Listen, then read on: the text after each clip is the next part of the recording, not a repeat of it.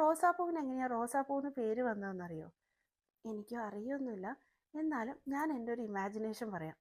പണ്ട് പണ്ട് നമ്മുടെ ഇപ്പോഴത്തെ ഈ ന്യൂ ജനറേഷൻ റോസാപ്പൂവില്ലേ, നമ്മൾ ഈ വാലന്റൈൻസ് ഡേക്കൊക്കെ അങ്ങോട്ടും ഇങ്ങോട്ടും കൊടുക്കുന്ന അതേ റെഡ് റോസ്, അവൻ ഇത്ര പോപ്പുലർ ആവുന്നതിന് മുൻപ് നമ്മുടെ നാട്ടിൽ ഒരു പിങ്ക് കളറിലെ റോസാപ്പൂക്കളായിരുന്നു കൂടുതലുണ്ടായിരുന്നത്.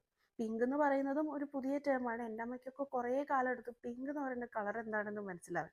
അന്ന് അവൻ അതിനെ വിളിച്ചുകൊണ്ടിരുന്നത് റോസ് കളർ എന്നായിരുന്നു. ഈ റോസ് കളർ കാണാൻ എന്തൊരു ഭംഗിയാണല്ലേ, ഭയങ്കര ബ്യൂട്ടിഫുൾ ആണ്, ഭയങ്കര ഫെമിനിൻ ആണ്.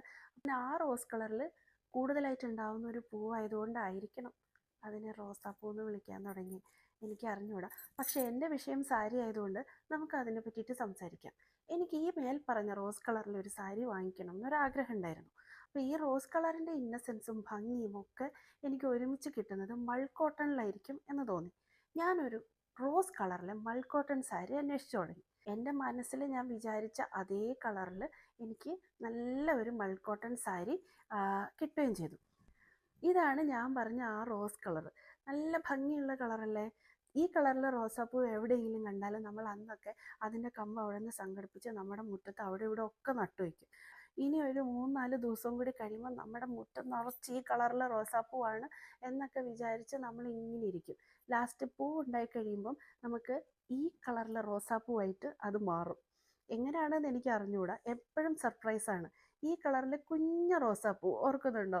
ഒരുപാട് കൊല കുത്തി ഉണ്ടാവും, പക്ഷേ ഈ കളറിലെ റോസാപ്പൂ ആയിരിക്കും കൂടുതലും ഉണ്ടാവുക. ഞാൻ സാരി വാങ്ങാൻ നോക്കിയപ്പോഴും എനിക്കൊരു ചെറിയ കൺഫ്യൂഷൻ അടിച്ചു. ഈ 2 കളറും എനിക്ക് നല്ല ഇഷ്ടപ്പെട്ടു. അപ്പോൾ അധികം കൺഫ്യൂഷൻ അടിക്കേണ്ട എന്ന് വിചാരിച്ച് ഞാൻ ഈ 2 കളറിലെ സാരിയും വാങ്ങിച്ചു. ഞാൻ ഈ മൾക്കോട്ടൺ സാരികൾ വാങ്ങാൻ തുടങ്ങിയ കാലത്ത് ഇതിൻ്റെ ഒപ്പം ബ്ലൗസ് പീസസ് ഒന്നും വരില്ലായിരുന്നു. നമുക്കിവിടെ ബ്ലൗസ് പീസസിന് പറ്റുന്ന രീതിയിലുള്ള ഫാബ്രിക് വാങ്ങുന്നത് വലിയ ബുദ്ധിമുട്ടുള്ള കാര്യമാണ്. പിന്നെ അത് സ്റ്റിച്ച് ചെയ്തെടുക്കാനും പ്രയാസമാണ്. ഞാൻ കൂടുതലും ഇതിന് ക്രോപ്പ് ടോപ്സോ ഡിസൈനർ ടോപ്സോ ഒക്കെയാണ് ബ്ലൗസായിട്ട് പെയർ ചെയ്യാറുള്ളത്.